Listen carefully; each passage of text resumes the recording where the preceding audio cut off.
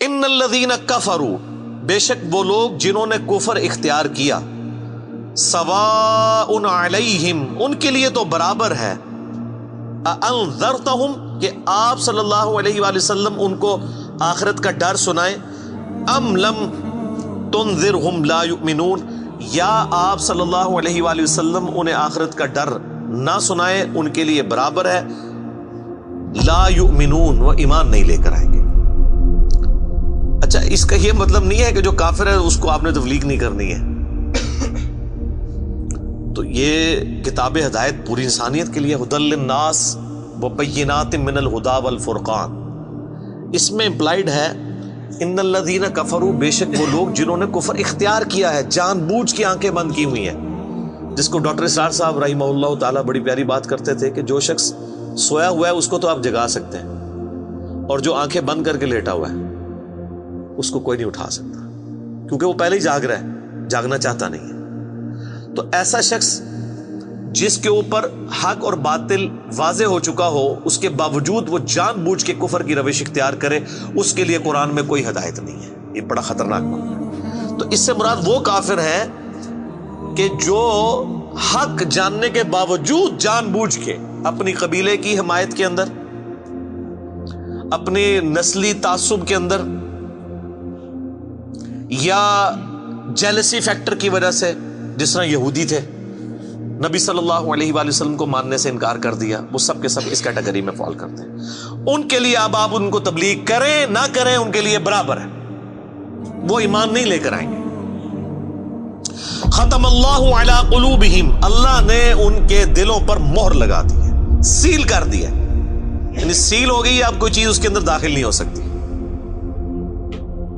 وعلی سمعہم، اور ان کے کانوں پر بھی، وعلی ابصارہم، اور ان کی آنکھوں پر بھی، غشاوۃ، پردہ پڑ چکا ہے، ولہم عذاب عظیم، اور ان کے لیے بہت بڑا عذاب تیار کر رکھا ہے اللہ نے۔ وَلِعَوْذُ بِاللَّهِ تَعَالَى اللہم اجرنا من النار، اللہم اجرنا من النار، اللہم اجرنا من النار۔ اچھا، قرآن کا طالب علم جب اس طرح کی آیات پڑھتا ہے نا تو وہ پریشان ہو جاتا ہے کہ بھئی قرآن تو بہت سٹریٹ فارورڈ ہے، اور آپ دیکھ رہے ہیں کہ اللہ تعالیٰ کے مزاج میں وہ چیزیں نہیں ہیں جو آپ کو میٹھے میٹھے واعظین بتاتے ہیں۔ اس لیے میں کہتا ہوں کتابوں کا خدا اور ہے اور بابوں کا خدا اور۔ قرآن بہت سٹریٹ فارورڈ ہے، کیونکہ یہ کلام کرنے والا کون ہے؟ اللہ، بے پرواہ ہے، اور وہ اسی پیشن کے ساتھ بات کرے گا تو آپ بھی اللہ کو سیریس لیں گے نا۔ اور اگر آپ کو یہ کہانی کرائی جائے گی، خیر ہے، جیسے ایک نانی ماں ہوتی ہیں، ایک دادی ماں ہوتی ہے، تو اللہ تعالیٰ تو نانی اور دادی سے بھی بڑھ کے رحم کرنے والا ہے۔ یہ کہانی، یہ کس آیت میں، کس حدیث میں لکھی ہوئی ہے یہ بات؟ اور میں اس کو پھر اینٹی وینم الزامی جواب کے طور پہ، پھکی کے طور پہ کہتا ہوں کہ اگر یہ نانی دادی اور ماں کے ساتھ آپ اللہ کو تشبیہ دے رہے ہیں اس کی محبت کو، تو کیا یہ نانی دادی اور ماں والی محبت اللہ تعالیٰ کی ابو جہل اور فرعون کے ساتھ بھی ہے؟ تو سارے کہیں گے نہیں۔ تو جو کلمہ پڑھ کے اللہ کے نافرمان اور باغی ہے ان کے ساتھ بھی ہے؟ نہیں۔ جو اللہ کی طرف رجوع لے آئے ان کے لیے، پورے قرآن میں ایک آیت بھی ایسی نہیں ہے کہ جو اللہ کا باغی ہو، رجوع نہ لانے والا ہو، اللہ کہتا ہوں میں اس کو معاف کرنے والا ہوں۔ ہمیشہ یہ ہے کہ جو توبہ کر لے، اپنی اصلاح کر لے، رجوع لے آئے۔ یہ درجنوں آیات ہیں، وہ وقت کے ساتھ آئیں گی، ورنہ تو میں اسی آیت کے اوپر ہی پورا یہ لیکچر ختم کر دوں گا، پھر آپ کا وہ یہ مصحف تو پچھلا تو 9 سال میں ختم ہوا ہے، یہ 18 سال میں بھی ختم نہیں ہونا۔ لیکن جنرل میں بات ضرور کروں گا تاکہ آپ کو ایک کنسیپٹ کلیئر ہو کہ جو باتیں بتائی گئی ہیں بالکل نان سینس باتیں ہیں، اس طرح کا کوئی کنسیپٹ نہیں ہے اسلام کے اندر۔ اللہ تعالیٰ اپنے معاملات میں بہت سخت ہے۔ اچھا، اس کی وجہ سے بعض لوگوں کے دماغ میں یہ بھی آ جاتا ہے کہ یار اللہ تعالیٰ دیکھو مور لگا دیتا ہے، نعوذ باللہ، اللہ تعالیٰ کی اپروچ بڑی کوئی فنیٹک والی ہے، نعوذ باللہ۔ ایسا نہیں ہے، یہ ان لوگوں کے لیے جو جان بوجھ کے حق سے اناد کرتے ہیں، تو پھر اللہ تعالیٰ کہ غضب کا کوڑا ان پہ پڑتا ہے کہ یار ان کو بات سمجھ بھی آ گئی تھی، اس کے باوجود انہوں نے یہ کیا ہے، اب میں ان کو نہیں چھوڑوں گا، اب ان کے اندر ہدایت داخل بھی نہیں ہو سکے گی۔ یہ بہت، یعنی اس کو کہتے ہیں پوائنٹ آف نو ریٹرن۔ اب اس پہ اللہ تعالیٰ کو کوئی پوچھ نہیں سکتا، اس کو اللہ نے بین کیا ہے۔ لا يسأل عما يفعل وهم يسألون. اللہ کو کوئی نہیں پوچھ سکتا اس نے کوئی کام کیوں کیا. اللہ ہر ایک کو پوچھ سکتا ہے. یہ اللہ کو گلہ نہیں کیا جا سکتا. رب ہے، مالک ہے، اس نے اپنے لیے رول طے کیا کہ بھئی جب پوائنٹ آف نو ریٹرن پہ کوئی بندہ پہنچے گا، سچائی قبول کرنے کے باوجود وہ حق سے اناد کرے گا، اس کو نظر آ جائے گی سچائی ہے، پھر بھی وہ اناد کر دے گا، پھر میں مہر لگا دوں گا. آؤ پھر وقت کا پیغمبر بھی اس کو ہدایت نہیں دے سکتا. انک لا تہدی من احببت ولکن اللہ یہدی من یشاء. اے نبی جس سے تم محبت کرتے ہو تم بھی اسے ہدایت نہیں دے سکتے. اللہ جسے چاہتا ہے ہدایت دیتا ہے. ہدایت کس کو دیتا ہے؟ والذین جاہدوا فینا لنہدینہم سبلنا. جو لوگ ہماری راہ میں کوشش کریں گے ان کے لیے ہم اپنی راہیں کھولیں گے. اس کائنات کی سب سے ایلیٹ چیز ایمان ہے، جس کے اوپر ہمیشہ کی کامیابیوں اور ناکامیوں کا فیصلہ ہونے والا ہے. تو آپ کیا سمجھتے ہیں کہ آپ کو یہ راہ چلتے فٹ پاتھ پہ گری پڑی مل جائے گی؟ اس کے لیے کوئی ایفرٹ پٹ نہیں کرنی پڑے گی. اور دنیا میں جس چیز کی منفعت چند سالوں کے لیے ہو وہ بھی اتنی ایفرٹ پٹ کرنے کے بعد ملتی ہے. اور جس سے ہمیشہ کی کامیابیاں آپ کا مقدر ہونے والی ہیں، آپ سمجھتے ہیں کہ وہ آپ کو چنگے جی لگ جائے گی، مفت میں ہی مل جائے گی؟ نہیں، ناٹ ایٹ آل.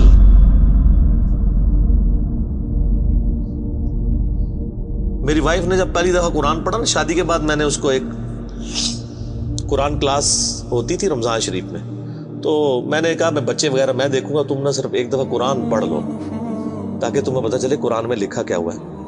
قرآن آپ اکیلے بیٹھ کے تو ظاہر ہے اس طرح نہیں ہے، ایک ماحول ہوتا ہے، ایک ڈیکورم ہے، کلاس ہے جس طرح یہاں لوگ بیٹھے. تو رمضان میں پورا قرآن اس نے مکمل کیا نا، تو میں نے اس سے پوچھا تم نے کیا یعنی اس سے حاصل کیا؟ اس نے کہا جی اللہ بہت سخت ہے، اور جس خدا کا تعارف ہمیں ہمارے ماں باپ اور یہ معاشرہ کرواتا ہے وہ خدا نہیں ہے جو قرآن میں ہے.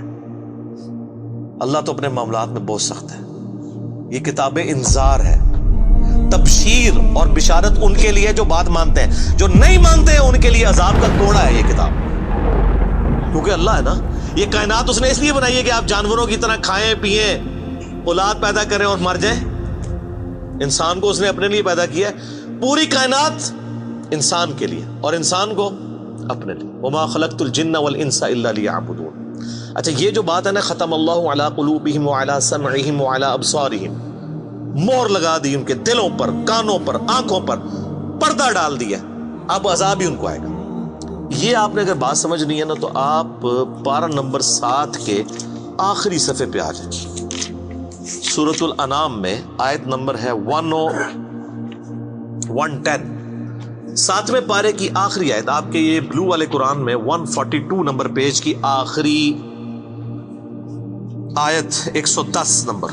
وَنُقَلِّبُ أَفْئِدَتَهُمْ وَأَبْصَارُهُمْ، ہم پھیر دیتے ہیں ان کے دلوں کو اور ان کی آنکھوں کو، عقل اور ان کی آنکھوں کو، کہ وہ حق بات قبول نہ کریں. حق سے اللہ فرماتا ہے کہ میں ان کو حق سے اندھا کر دیتا ہوں. کما لم یؤمنوا به اول مرہ، جس طرح کہ انہوں نے بھی تو پہلی دفعہ جب ان کے اوپر حق کھلا تھا انہوں نے ایمان لانے سے روح گردانی کی تھی نا، اب یہ چاہیں گے بھی نہ تو میں ان کو اسلام کی طرف نہیں آنے دوں. وَنَذَرُهُمْ فِي طُغْيَانِهِمْ يَعْمَهُونَ، اور میں ان کو چھوڑ دوں گا اپنی سرکشی میں بھٹکتے پھرے. وَلَوْ أَنَّنَا نَزَّلْنَا إِلَيْهِمُ الْمَلَائِكَةَ، اور اب اگر فرشتے بھی ان کے سامنے نازل ہوں، وَكَلَّمَهُمُ الْمَوْتَ، اور مردے قبروں سے نکل کے ان کے ساتھ بات کرنا شروع کر دیں. وَحَشَرْنَا عَلَيْهِمْ كُلَّ شَيْءٍ قُبُلًا، اور ہر چیز جن کا ان سے وعدہ کیا تھا ان کی آنکھوں کے سامنے آ جائے، قیامت بھی، عذاب بھی، سب کچھ بھی. مَا كَانُوا لِيُؤْمِنُوا، پھر بھی یہ ایمان نہیں لے کے. یہ ہے سر کتابوں کا خدا. یہ نانی اماں، دادی اماں اور ماما نہیں ہے، یہ اللہ ہے. کتنی سختی ہے کہ فرشتے بھی. اب مجھے بتائیں کسی سے مردہ نکل کے قبر سے کہے کہ میری تو پھینٹی لگ گئی ہے، آپ کو تو پوری زندگی نیند نہیں آنی ہے، لیکن اللہ فرما رہا ہے پھر بھی یہ مان نہیں لے کے آئیں گے. کر لو جو کر. یہ اللہ کہہ رہا ہے. آمین. الا ان یشاء اللہ، ہاں اگر اللہ ہی چاہے زبردستی کسی کو اس طریقے سے ہدایت دے دے وہ الگ بات ہے. ولیکن اکثرہم یجہلون، لیکن اکثر لوگ جہالت کا شکار ہیں. وہ اپنی وشفل تھنکنگز کے اندر، امانیہم جنہیں کہا گیا ہے، وہ ان میں پھر رہے، پھرتے رہے. اللہ تعالیٰ اپنے معاملات میں بہت سخت ہے میرے بھائیوں. اللہ کو سیریس لینے کی ضرورت ہے. ظاہر ہے اس کائنات کی ایک ہی حقیقت ہے، وہ اللہ ہے. اگر اس کو کوئی سیریس نہیں لیتا تو اللہ تعالیٰ کے لیے کیا ہے؟ وہ تو اپنے نبی سے 3 دفعہ قرآن میں کہلوا رہا ہے، قل انی اخاف ان عصیت ربی عذاب یوم عظیم. اے نبی تم فرما دو کہ بالفرض اگر میں بھی اپنے رب کی نافرمانی کروں تو مجھے خود اس بات کا ڈر لگا ہے کہ بڑے دن کا عذاب مجھے بھی آ پکڑے گا. جی سورۃ الانعام، سورہ یونس، سورہ الزمر، 3 سورتوں میں یہ ایک آیت 3 دفعہ آئی ہے.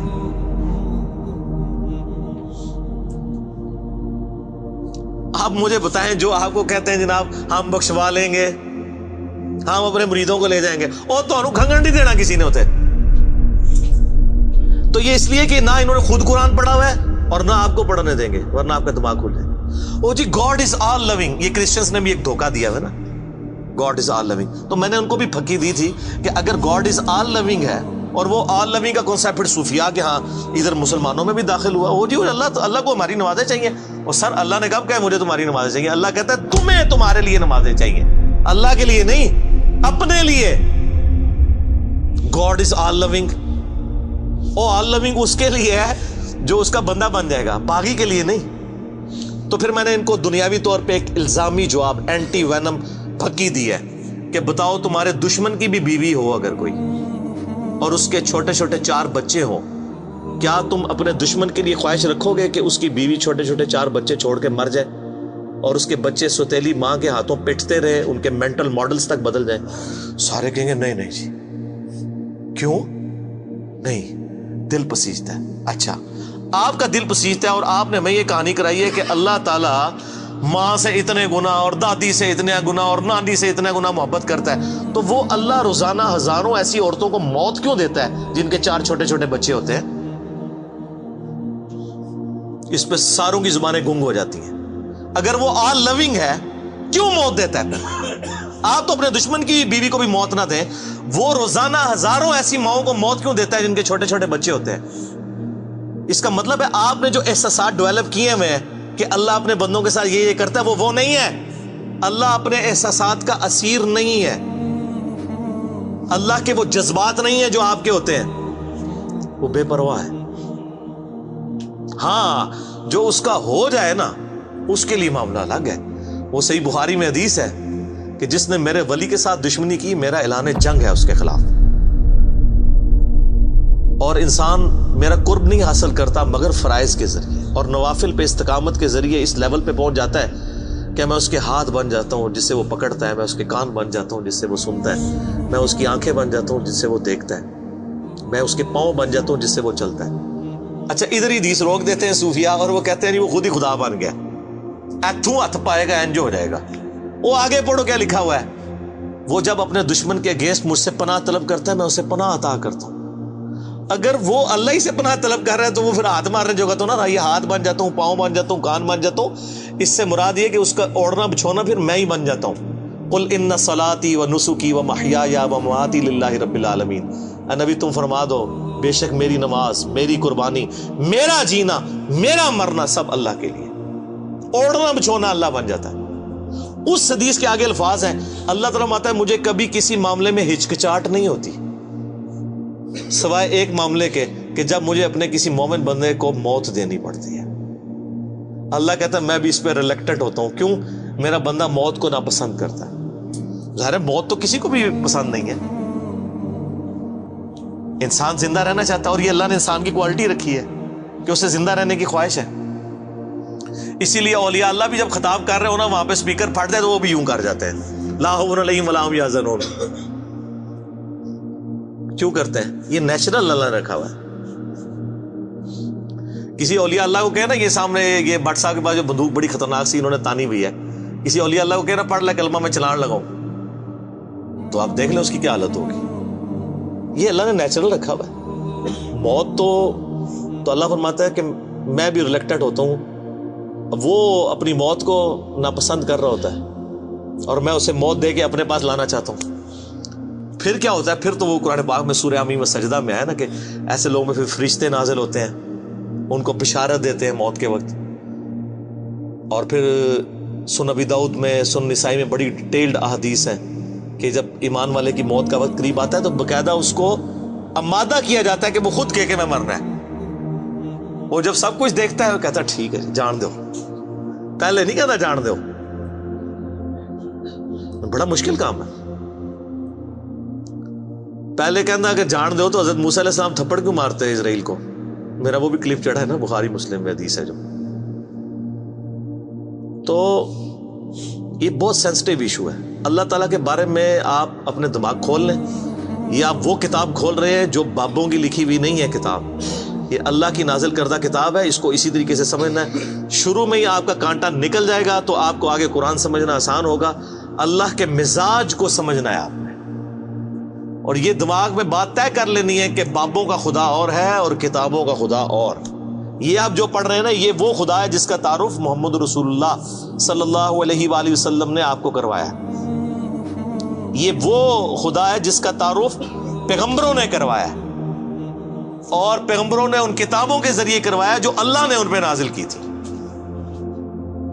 یہ مولانا روم کے مثنوی شریف والا خدا نہیں ہے، یہ قرآن شریف والا خدا ہے.